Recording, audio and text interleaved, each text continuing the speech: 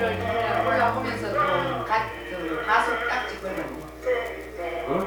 110km 도리에 127 17km 추가해가지고 어디가?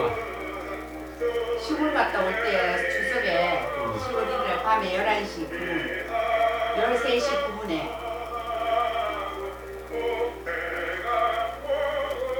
계산 IC 중주 IC 사이에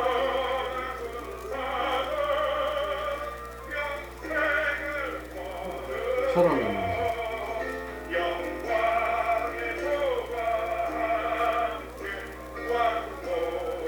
32,000원.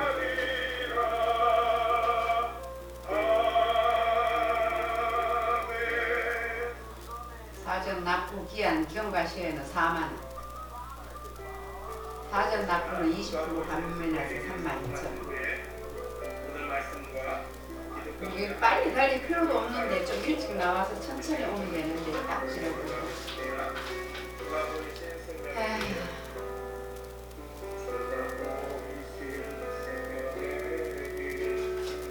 그때도 돈 많은데 그냥 돈 많이 써야 되는데 계속 같이 와 계속.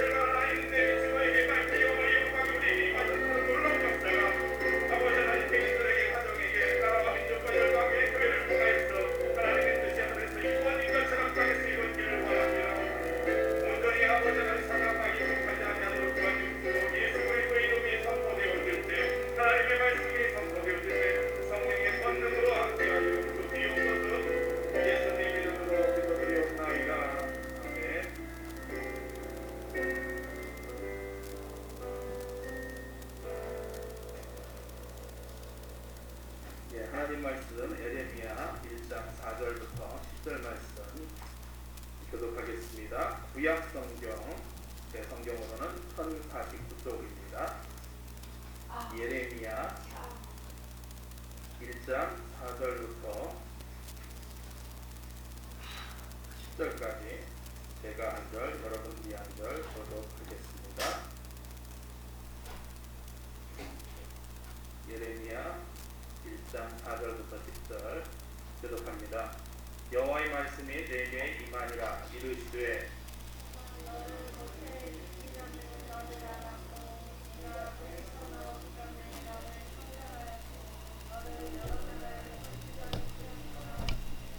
내가 이르되 슬프도소이다. 주 여호와여 보소서. 나는 아이라 말할 줄을 알지 못한 아이다 하니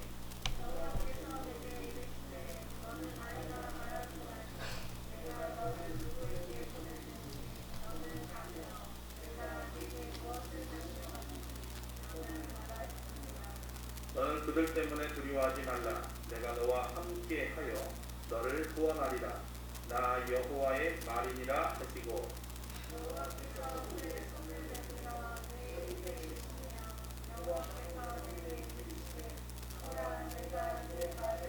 입에 두노라. 10절 같이 읽겠습니다. 보라 시작. 보라, 내가 오늘 너를 여러 나라와 여러 왕국 위에 세워 너희가 그들을 뽑고 파괴하며 또 무너뜨리며 건설하고 세우리라 하시니라. 잠시 기도합니다. 사랑의 주 하나님 아버지, 성령의 놀라운 은혜로 충만케 하여 주시옵소서. 말씀이 깨달아지게 하여 주옵소서. 믿어지게 하옵소서. 변화가 있게 하여 주시옵소서. 그래서 초자연적인 놀라운 역사가 우리의 생각에, 마음에, 삶의 태도로 변화되어져서 하나님이 기뻐하시는 열매 맺기를 원합니다. 누군가에게 들으면 참 좋겠구나라는 말씀이 아니라 주여 사복하고 회개하오니 용서하여 주옵소서. 이 말씀대로 살기를 원하나이다. 아버지, 그러한 놀라운 회개의 열매가 아버지 하나님 또한 삶의 열매로, 또한 아버지 하나님 기뻐하시는 삶의 열매로 연결되어지게 하옵소서. 기정을 주님께 의뢰합니다. 예수님 이름으로 기도드리옵나이다. 아멘. 우리 좌우 앞들이 인사하시겠습니다. 사랑합니다. 사랑합니다. 예, 한번 따라해 보시기 바랍니다. 부름받은 성도의 올바른 응답. 부름받은 성도의 올바른 응답. 예, 저는 예레미야를 이제 금요일에는 계속 강의를 할 건데요. 여기 1장 1절부터 3절은 안 읽었습니다. 왜냐하면 대부분의 설교자들이 표제라고 해요. 1절부터 3절을. 그래서 표제가 사전적 의미가 뭐냐 이렇게 봤더니 서책의 겉에 쓰인 책의 이름, 연설이나 영화 따위 작품의 제목, 신문이나 잡지 따위의 기사의 제목, 한마디로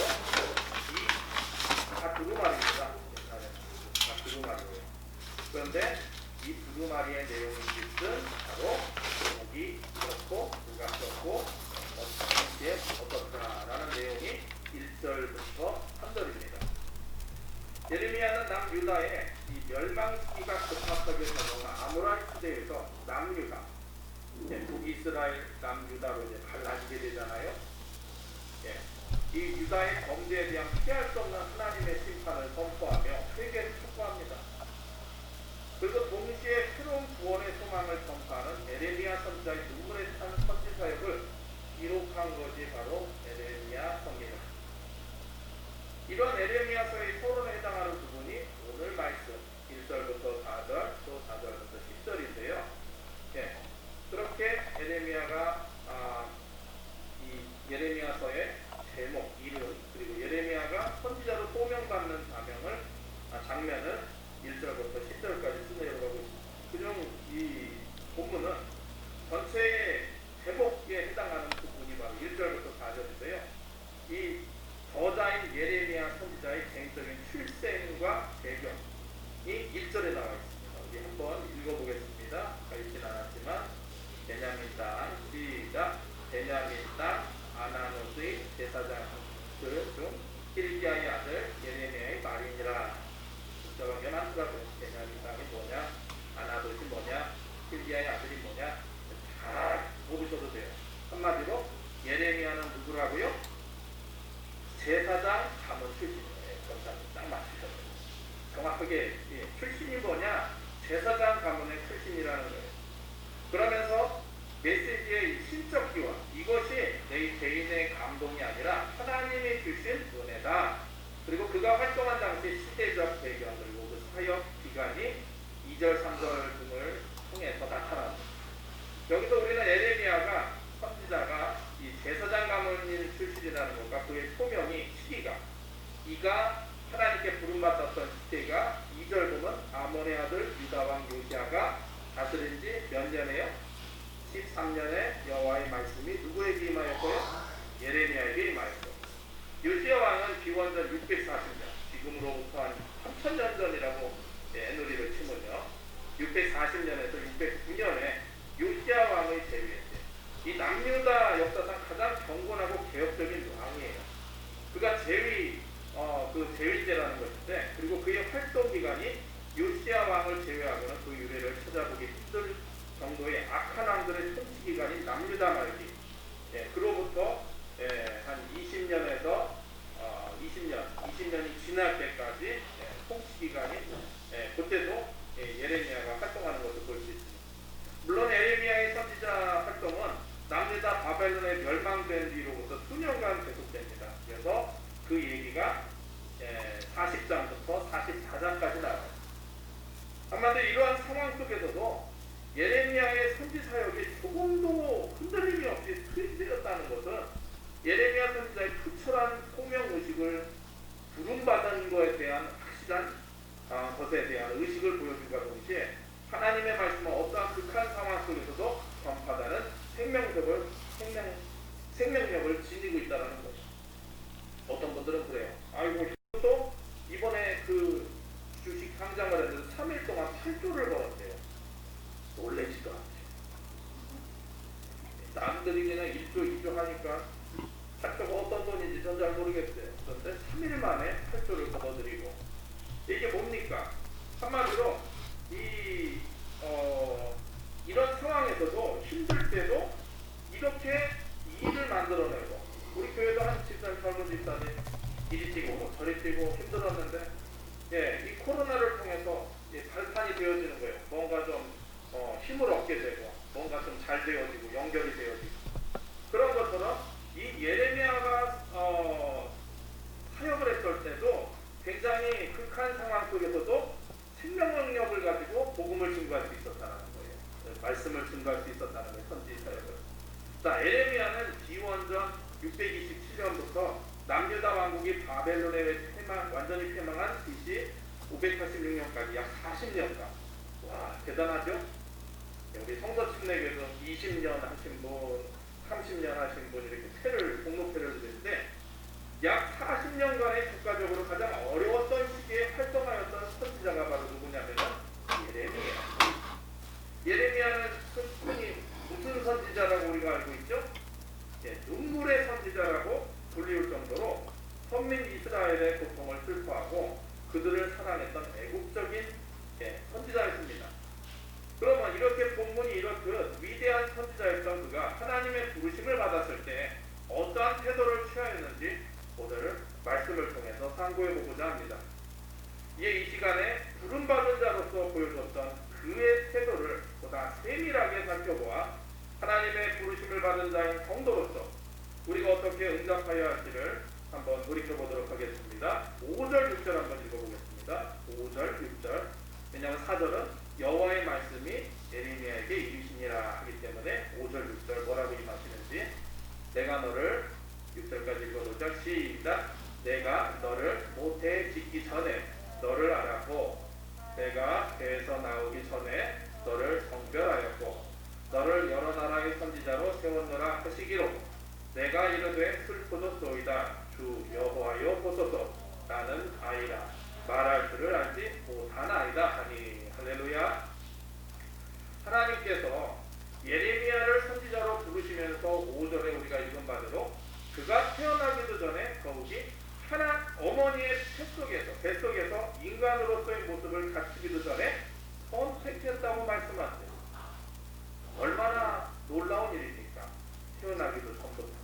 그런데 이 같은 하나님의 부르심에 대한 그의 응답은 뭐라고요? 6절의 시작이요. 내가 이런데 뭐도 쏘이다요? 기쁘도 쏘이다요. 뭐라고 했어요? 슬프도 쏘이다. 주 여호와여 보소서, 나는 뭐라 말할 줄을 알지 못한다고요? 아이라 말할 줄을 못한대요. 이 당시 약 예레미야는 30세였을 것으로 많은 사람들이 추정을 합니다. 근데 그런 예레미야가 나는 아이라고 한 것은 하나님께서 맡기실 자신의 직임이 얼마나 중요한 것인가를 충분히 깨닫고 있으면 물론 그러한 직임을 맡기에 자신이 너무나도 부족한 자라고 하는 두려움마저 갖고 있었음을 나타내주는 말이에요. 자, 그러면 부름받은 성도의 올바른 응답은 첫 번째 뭐냐? 따라해 보시기 바랍니다. 자신의 부족을 깨닫는 겸손합니다. 예, 내가 부족하다고 하는 겸손함이 있어야 되는 거예요. 예, 진짜 겸손한 분들이 누구냐? 대한민국의 과학자들이에요. 왜냐면 이번에도 화학상인가요? 노벨 화학상인가? 물리학상에 우리나라 사람이 후보로 올라갔어요. 그리고 앞으로는 실질적으로 그 화학이든 물리학 쪽에서 노벨상을 받을 수 있는 사람이 많이 줄을 서 있다는 거예요. 할렐루야. 이유는 한 가지예요. 일본이 그렇게 많이 타고 있는데 지금 일본은요, 지금 새로 총리가 됐는데 이 총리가 제일 먼저 겪고 있는 게 고장 문화라는 거예요. 우리나라는 재택근무도 하고 뭐 법적인 것도 다 전자로 다 뛰잖아요, 그죠? 팩스로도 받고 메일로도 받고. 근데 일본은 재택근무를 하고 뭘 하다가도요 고장 때문에 출근을 해야 돼요. 그것 때문에 뒤로 퇴보가 된다. 왜냐? 고장을 100년, 200년씩 장인 정신을 가지고 하는 그 기업들 때문에 그걸 못 한다는 거예요. 그러니까 어떻게 됩니까? 네, 그것 때문에 자기네들은 이런 거는 우리가 없앨 수 없어. 우리 부족한 게 없어. 세계 1등 국가에 하다 보니까 터진 거예요. 그 전 세계에서 5번째로 전 세계 젊은이들이 가고 싶은 회사가 삼성이 됐대요. 할렐루야? 할렐루야 아닙니까? 내가 나랑 상관없으니까 그래요. 왜 그러냐? 삼성은요, 우리는 부족해 하다 보니까요, 세계의 인재들을 끌어모은 거예요. 장학금을 주고. 예. 삼성에서 1년에요, 전 세계에 장학금을 주는 금액이 어마어마하다. 돈을 들여서 길러서 그 재원들을 회사로 들여오는 거예요. 그런 것처럼 우리는 내 자신의 부족을 깨닫는 부족함이 있어야 돼요. 첫 번째 누구 앞에서요? 하나님 앞에서요. 내가 하나님을 안다고 해도 내가 어찌다 하나님을 알 수 있겠습니까? 하늘을 바다를 먹물 삼고 하늘을 두루마리 삼아도 하나님의 그 은혜를 기록할 수 있다고요? 없다고요? 없어요. 그러니까 우리는 어떻게 되어야 됩니까? 너무나도 부족한 자라고 하면은 두려움마저 갖고 있었음을 나타내는 것이 나는 아닙니다 라는 거예요. 어떤 분이는 자기 피할 시대, 지금 고등학생들 중학생들 조금 있으면 뭐 외고, 과고, 지방 명문고 가야 되는데 성적이 되는데도 욕을 잘 써야 된대요. 뭘까요? 자소서라고 자기소개서를 잘 써야 된다는 거예요. 현대 정서에는 맞지 않은 행동일지 모릅니다. 하지만 하나님은 자신의 연약함과 무능함 그리고 인간적인 한계를 솔직히 시인하며 하나님 앞에 자신을 낮추는 자를 인정하시며 그러한 자를 통해서 하나님의 뜻을 성취하신다는 거예요. 할렐루야. 박사가 뭐가 박사인가 하고 제가 주변에서 이제 공부하면서 보니까요, 나는 이 부분에 대해서 정말 몰라. 그러니까 난 이거를 평생 공부할 거야, 연구할 거야 하고 연구한 사람들의 업적을 쫓아가는 거예요. 대한민국의 카이스트라든지 또 포항공대라든지 포스코 또 그쪽의 학생들은요, 모른다는 걸로 시작합니다. 모른다는 걸로 시작하니까 이 사람 것도 봐야 되고 저 사람 것도 물어봐야 되고 무릎 꿇고 거기 가서도 얘기를 해야 되고, 그런 것처럼 자신의 힘과 능력을 과시하는 자, 무슨 일이든 하나님을 의지하는 법이 없이 자기 마음대로 행하는 자들은 결코 하나님의 사역에 쓰임받지를 못한다는 것. 난 다 알아. 그리고 나보다 더 아는 사람 없어. 사역에 쓰임 받는다고요? 받지 못한다고요? 하지 못합니다. 실제 기독교 역사상 하나님께서 하나님의 원대로 뜻을 이루기 위해 선택하시고 사용했던 인물들은 한결같이 자신을 아이라, 작은 자라 말하듯 자신의 부족함을 깨닫는 자들이었어요. 사사기 6장 15절에는 그 유명한 기드온이 나오는데 그 기드온이 이렇게 얘기합니다. 그러나 기드온이 그에게 대답하되 오 주여, 내가 무엇으로 이스라엘을 구원하리이까 보소서. 나의 집은 문하세 중에 극히 약하고 나는 내 아버지 집에서 가장 작은 자니이다 하니, 기드온도 자기가 작은 뭐라고요? 작은 자라. 솔로몬 왕도 열왕기상 3장 7절에 이렇게 말합니다. 나의 하나님 여호와여, 주께서 종으로 종의 아버지 다윗을 대신하여 왕이 되게 하셨사오나 종은 작은 아이라 출입할 줄을 알지 못하고. 솔로몬이 동서고금을 방문하고 지혜의 왕이고, 시바 여왕이 와가지고 너무 부러워했대잖아요. 그 금은보화가. 그랬는데 자기가 뭐라고요? 작은 아이라는 거예요. 사도 바울도 고린도전서 15장 9절에 이렇게 얘기합니다. 나는 사도 중에 가장 작은 자라. 나는 하나님의 유해를 박해하였으므로 사도라 칭함받기를 감당하지 못할 자니라. 그래서 부름받은 성도의 올바른 응답은 자신의 부족함을 깨달음으로써 오직 전능하신 하나님의 도우심만을 전적으로 의지하는 자, 바로 그가 하나님의 부르심을 받기에 합당한 자임을 기억해야 됩니다. 두 손 들고 찬양합니다. 다시 오실 왕. 두 손 든다는 얘기는 뭐냐면요, 나는 부족합니다. 한복의 개념이에요. 엘샤다이, 여호와 이레, 여호와 샬롬, 여호와 니시.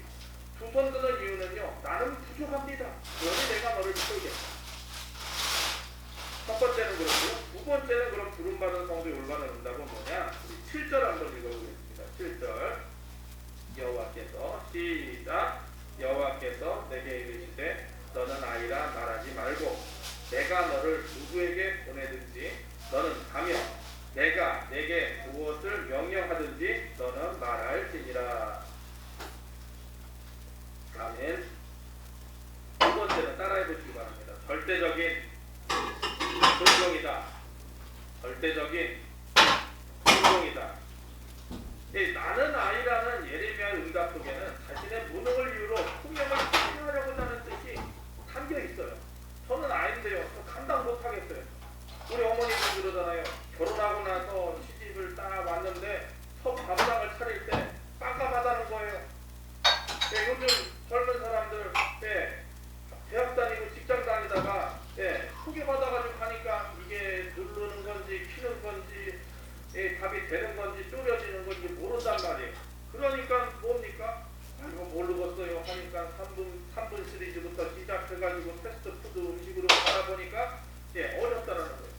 그런데 이렇게 투명을 회피하고자 하는 뜻이 담겨있는데, 이렇듯 투명을 피하려 했던 예레미야가 하나님께서는 뭐라고 말씀하셨습니까? 7절에 너는 아이라 말하지 말고 내가 너를 누구에게 보내든지 너는 하며 내가 내게 무엇을 명하든지 너는 말할지니라.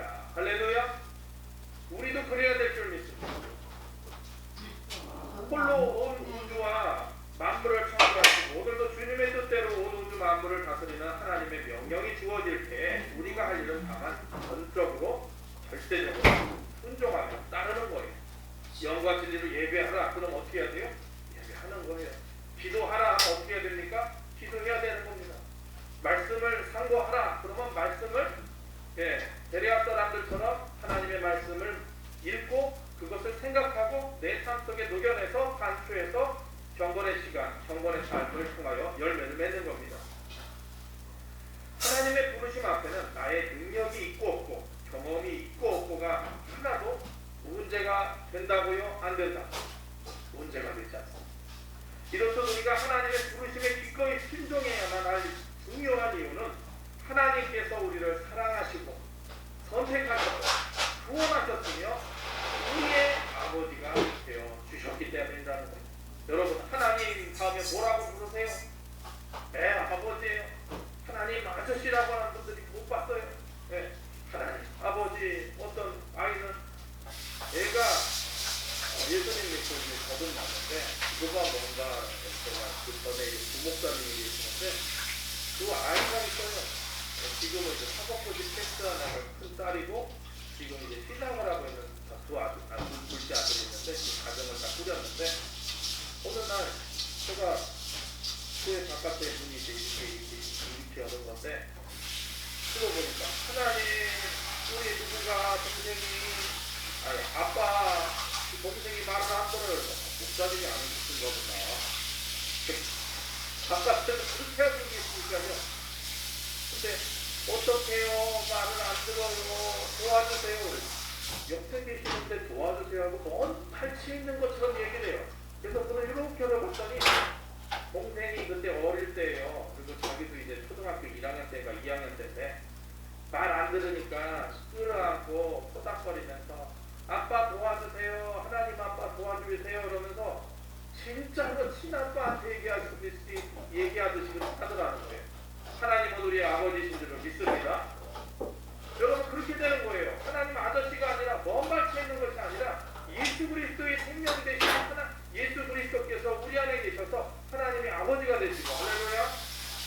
네, 로마서 8장 15절 16절에 보면 이렇게 되어 있습니다. 너희는 다시 무고하는 종의 영을 받지 아니하고 양자의 영을 받았으므로 우리가 아빠 아버지라 부르짖느니라. 16절 성령이 친히 우리 영과 더불어 하나님과 하나님의 자녀인 것을 증언하시나니. 할렐루야.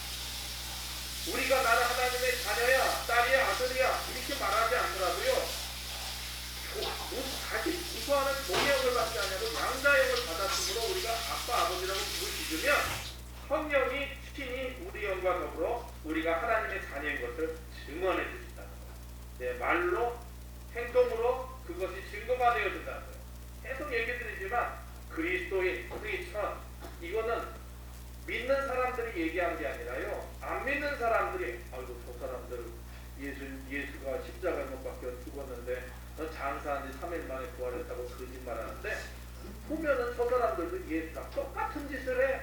똑같이 시간 되면 기도하고 핍박을 받던 뭐 하던 저렇게 예수의 그 산상수훈을 기점으로 해가지고 제자들이 순종하는 거 보면 예수랑 똑같아. 그리고 죽음을 두려워하지 않아. 죄사함을 받았대. 그리고 회개하라 천국이 가까웠다라고 저들도 복음을 증거하고 있거든. 그리스도의 복음을 전하고 있거든 하면서 그들이 안 믿는 자들이 불렀던 거예요. 여러분들의 삶 속에서도 안 믿는 자들이 아이고 교회 다니는 것들은이 아니라 어쩌면 당신은 교회 다니는 사람들 가운데 교회 용복이는 사람도 있는데 권사님을 보니까 집사님을 보니까 당신을 보니까 예수님을 보는 것 같습니다. 할렐루야. 그리고 하나님은 우리에게 이미 그 사명을 수행할 능력을 주시고 우리와 함께하사 강건하게 해주시기 때문에 절대적인 순종을 해야 된다는 거예요. 사기꾼이 제일 먼저 하는 작업이 뭔지 아세요? 믿게 만든 거예요. 사기꾼이 제일 먼저 하는 작업이 뭐라고요? 믿게 만든 거예요. 가슬게 간해줍니다. 사기치는 사람들도요. 수억을 사기치려면요. 자기는 수천만 원을 집어넣어요. 그래놓고 신뢰를 줍니다.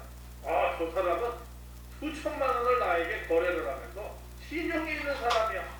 그러면 너 펌프를 내다가 어떻게 돼? 수억 부도가 납니다. 자, 그러면 그 사명을 수행할 능력을 주시고 우리와 함께하사 강건하게 해주시는데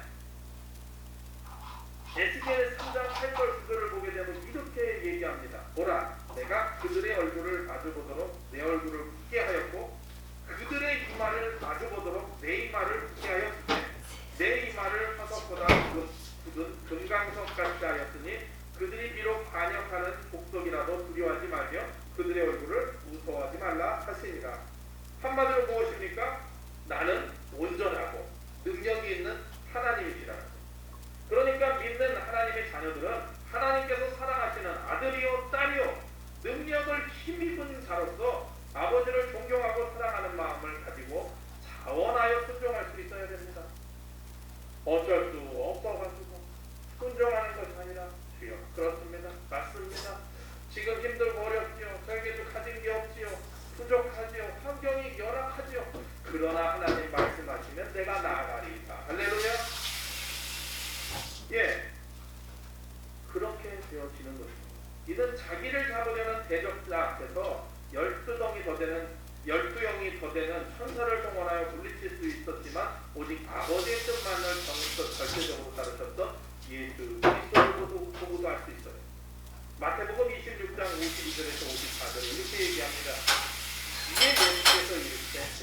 칼을 도로 칼집에 꽂으라. 칼을 가지는 자는 다 칼로 나가니라.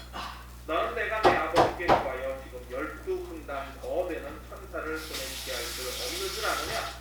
내가 만일 그렇게 하면 이런 일이 있으리라 한 성경이 어떻게 이루어지겠느냐 하시더라. 결국은 예수님께서는 이 땅에 육신을 입고 하신 일이 뭐냐? 아버지를 전적으로 믿고 절대적인 순종을 했다는 거예요. 여러분, 예수가 그리스도이심을 믿으십니까? 그 예수 그리스도를 구주로 영접한 하나님의 자녀들이 하나님을 아버지라고 부르는데 그 아버지가 창조주시고 전지전능하신 분임을 믿으십니까? 그렇다면 그렇게 사시기를 바랍니다. 두려워하지 마시기를 바랍니다. 그래서 이와 같이 내 뜻을 뒤로 한 오직 하나님의 뜻에 대한 전적인 순종이 있어야 된다는 거예요. 지금도 어렵죠. 어떤 분들은 저는 쪽도 없이 11조는 어떻게 해요? 11조 어떻게 하냐고요? 직장 다니시는 분들은 나온 거에 최종적인 거 다 띄고 나오잖아요. 그 11조 하시면 되고, 사업하시는 분은 수익을 갖고 하시고, 수익이 없으면 못 하시는 거예요. 그러니까 그런 분들한테는 어떻게 기도합니까? 하나님 수익이 나게 도와주십시오. 그런데 여러분, 이런 가운데서 수익 난 것만 하는 게 아니라 시대 2조를 하시는 분도 있고 시대 3조를 해요. 그럼 망해야 돼요? 안 망해야 되죠. 그런데 안 그렇다는 거예요. 대한민국이요, 지금 코로나 초기에 진짜 여러 나라가 우리나라 어찌할고 저거를 어떻게 시약을 가져가지고 테스트를 해서 음성인지 양성인지 판단할 거 할 때요. 대한민국은요, 우리나라 6.25 때 참전해줬던 나라를 찾아가지고 마스크를 보내고 테스트 기를 보내고요. 그렇게 했어요. 그러니까 그나라에서 놀라는 거예요.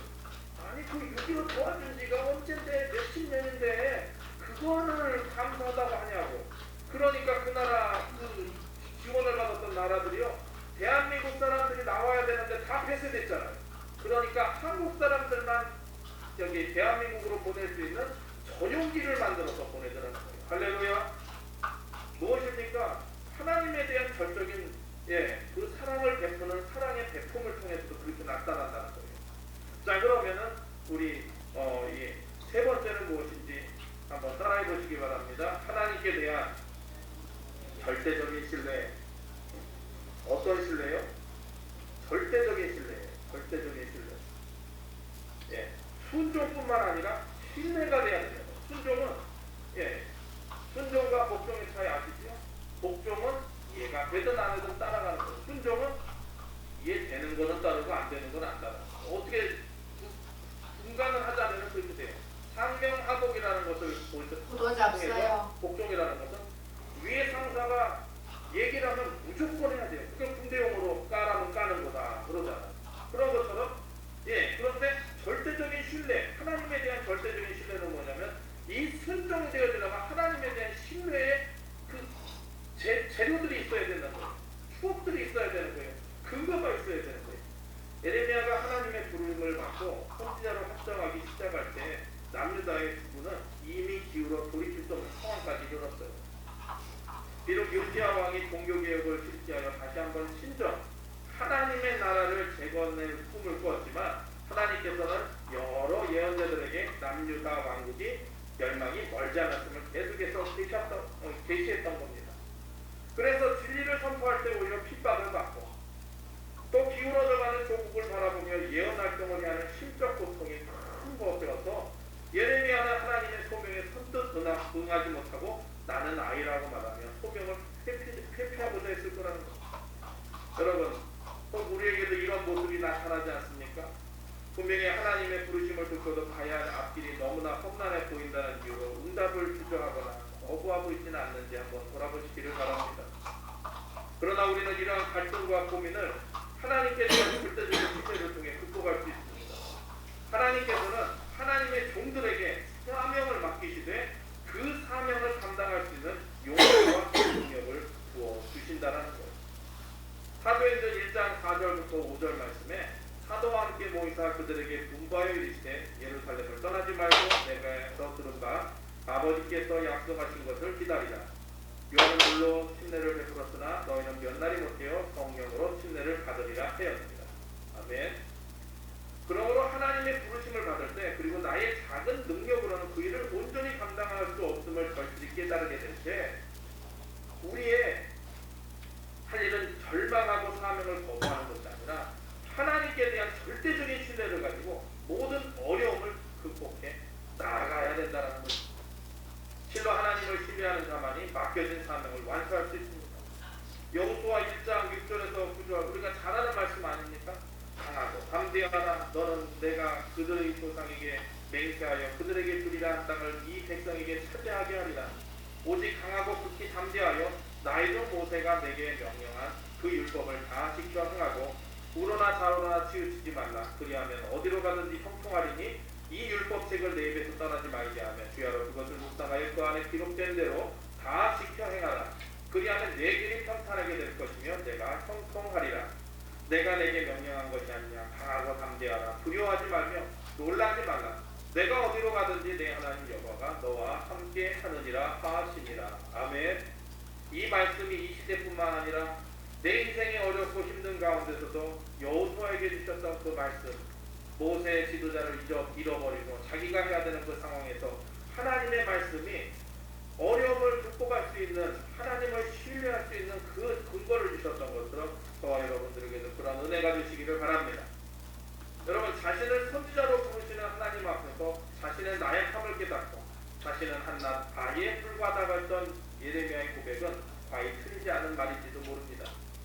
그러나 하나님께서는 이처럼 연약한 자에 불과 그를 사용하셔서 남유다 왕국과 인근 열방을 향해 담대히 하나님의 말씀을 외치는 대선지자로 전하셔 주셨다라는 것입니다. 예수 믿기 참 어려운 시대. 지금 시기가 언제인데 어느 때인데 예수 믿기가 교회를가 금요기도회를 간다고? 여러분,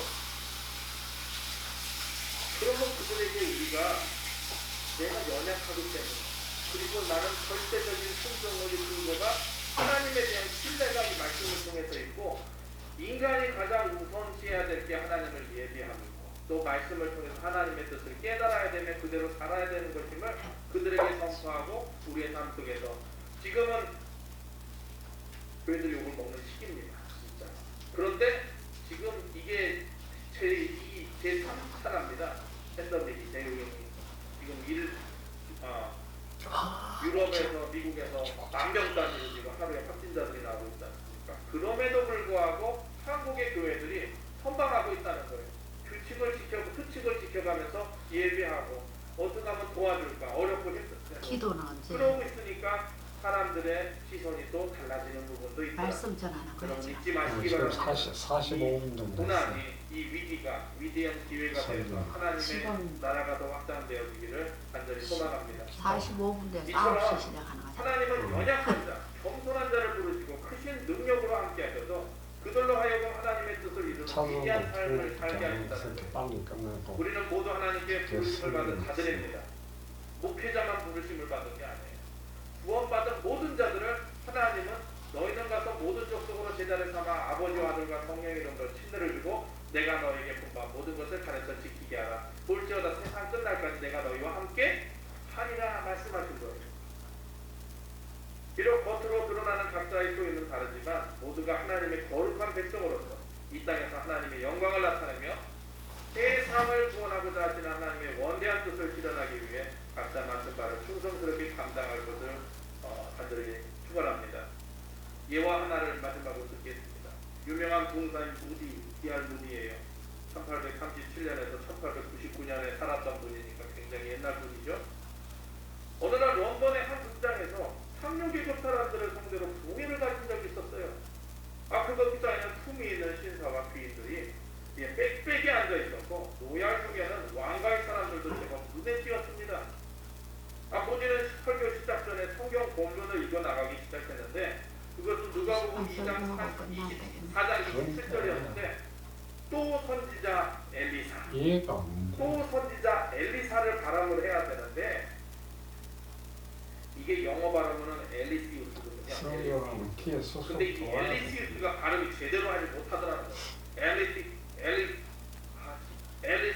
아니 안 되고 자꾸 더듬기게 하는 거예요. 그래서 평소 그의 발음은 약간 어눌한 데가 있었기에 그날도 역시 예는 아니었던 거예요.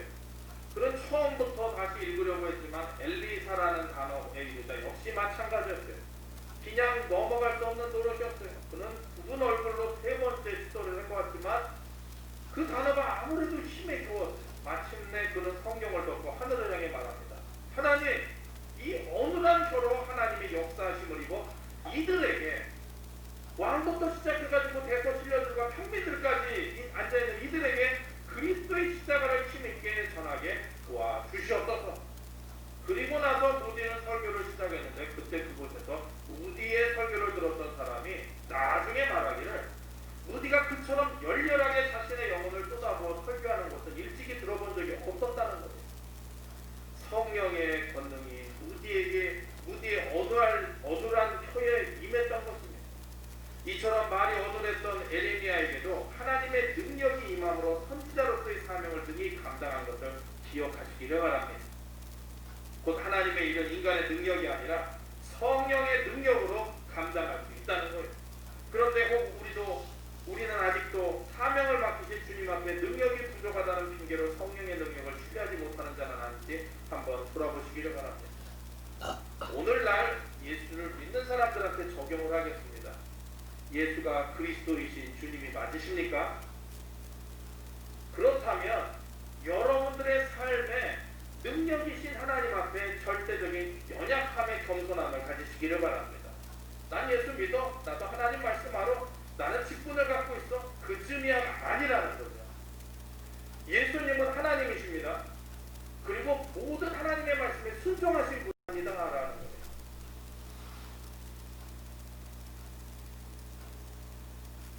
뿐만 아니라 하나님의 말씀을 가까이 하시기를 바랍니다.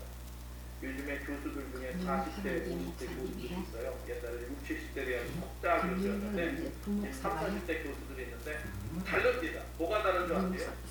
60, 70대 석자 교수님들은 이 대학 노트가 떠들락한 거 가지고 1년 해먹고 2년 해먹고 3년 해먹고 그래요. 근데 30, 40대는요 계속 연구하는 거예요. 부족하다는 거예요.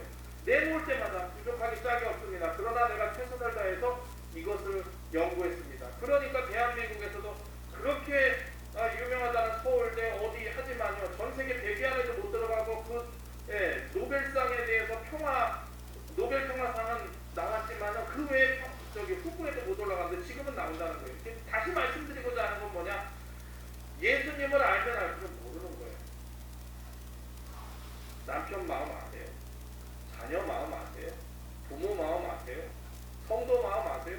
목회자 마음 아세요? 몰라요.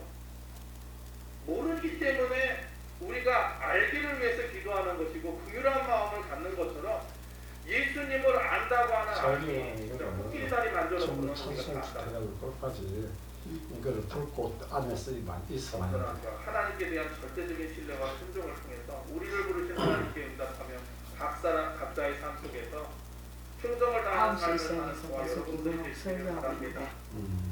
신뢰란 뭔지 아세요? 근데 이거 왜 녹음해? 제가 기도원 얘기했죠. 솔로몬 얘기했죠. 녹음해?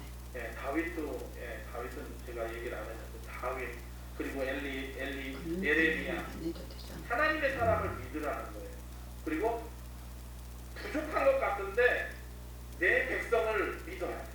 그러니까 예레미야는 어떻게 됩니까? 하나님의 말씀을 전했지만은 듣는 사람은 그 구원의 반열에 들어가겠죠. 그러나 안 듣는 사람은 멸망을 해요. 그렇지만 포기치 않고 간다는 거예요. 교회도 마찬가지입니다. 내 뜻대로가 아니라요. 공동체의 뜻대로 가야 돼요. 그래서 제가 느끼는 바로는 큰 교회는 안 좋다. 이거는 어떤 면은 맞는 거고 어떤 면은 틀린 거거든요. 왜 하나님께서는 많은 사람들에게 매주 사람들을 앉혀놓고 그 많은 사람들한테 복음을 증거하고 하나님의 말씀을 증거하고 성령의 능력이 일어날 수 있게끔 해주실까요? 공동체를 생각하기 때문에. 지금도 예수님은 왜 심판을 안 하시고 계실까요? 2000여 년 동안 공동체를 생각합니다. 구약의 말씀처럼 돌이키지 않으면 나도 돌이키지 않는다. 그러나 돌이키면 돌이키겠다라는 그런 말씀 가운데처럼 지금도 마찬가지입니다. 그러니 저도 마찬가지고 목회자들도 마찬가지고 성도들도 마찬가지고 사랑으로 하나가 되어야 될 수도 있습니다.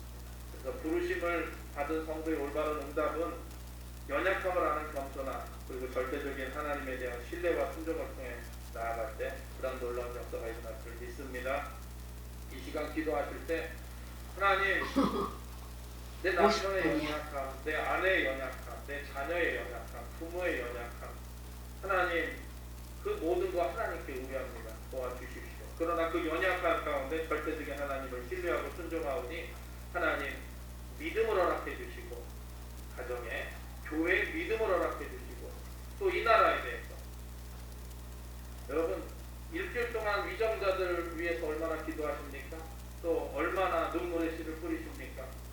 진짜 기도할 때 상황이 그렇고 우리가 여지껏 기도했지만 기도가 응답되어 있지 않냐고 자꾸 우리가 원하지 않는 방향으로 가는 이유는 뭘까요?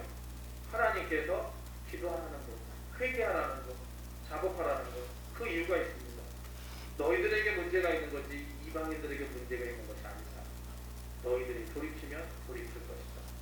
분명히 하나님이 원하시는 놀라운 은혜가 위정자들에게 우리나라에도 있을 것이고 전 세계가 지금 또 다시 국경을 걸어 잠그고 있습니다. 이 어려운 때 하나님 정말로 전 세계가 하나님 말씀 앞에 무릎 꿇고 회개할 수 있도록 도와주시고 이 문제가 대한민국 가운데서 이제 두 자릿수로 다시금 또 내려앉았는데 하나님 더욱더 하나님의 뜻을 아뢰할 수 있고 어려움들이 극복되어질 수 있도록 도와주옵소서. 우리 주여 한번 외치고 통성으로 기도하겠습니다. 주여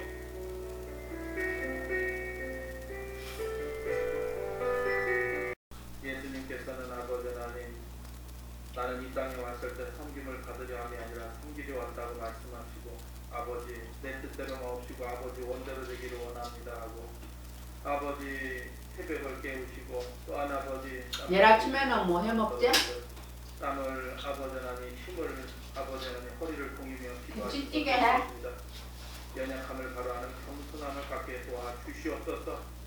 환경이 어렵더라도 또한 아버지 예레미야와 같이 동네 게 이렇게 모든 것들이 많아. 망할 것이고 돌이킬 수 없다라고 하는 가운데서도 깍지 걸고 주민세하고 딜라이브하고 거 있던 것처럼 하나님께 대한 절대적인 신뢰가 있게 되어 주시옵소서. 봐봐. 그 말씀의 신뢰 가운데 순종하게 도와주옵소서. 근데 딱지는 안 걸으면 좋겠어. 회개로 말미암은 예수 그리스도를 구주로 영접한 놀라운 하나님의 생명을 가진 자들인 줄을 믿습니다. 2장 64,000원. 우리를 부르신 하나님께 응답하며 각자의 삶 속에 충성을 다하는 삶을 사는 아버지 우리 성김과 나눔의 공동체 모든 이들에게 그것도 20kg 초과했으면 더 많이 나와. 가정을 붙잡아 왕창 나와.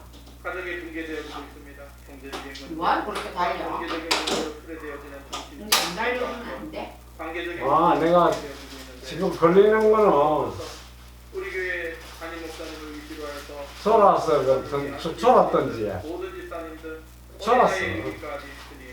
그러면 그 속도 강력이 없어졌어. 정말로 아버지 우리는 연약하나 하나님은 선지전능하시고 또한 아버지 창조주 하나님이시며 행사하고계 주관자의 분들을 믿사오니 역사하여 주시옵소서.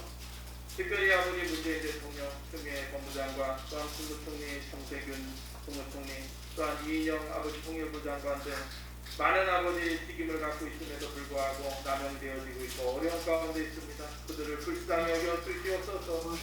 아버지 그들에게 은혜를 베풀어 주시옵소서. 우리 시대는 하나님의 음성을 듣고 돌아올 수 있도록 도와주시고 국회에도 각 부처에도 믿는 이들이 있고 이 때를 위한 하나님의 예레미야와 같은 자들이 있사오니 그들의 부르심에 합당한 올바른 아버지 하나님 응답이 그들 부처에서 일어나게 도와주옵소서. 경제를 붙잡아 주시고 또한 아버지 제3차에 이주한 아버지 세계 유행이 다시 돌고 있는데 이 전 세계가 예수 그리스도를 주목할 수 있도록 도와주시옵시고 하나님 말씀 앞에 우리의 연약함을 포로하고 자복하며 주님 앞에 절대적인 신뢰와 순종을 통하여 이 모든 것들이 하나님 앞에 다시금 회복되어지고 소생되어지는 놀라운 역사가 있게 도와주옵소서. 돌아가는 발걸음 함께 해주셨으며 다시 만날 때까지 주의 평강으로 역사하여 주시옵소서. 예수님 이름으로 기도드리옵나이다. 아멘.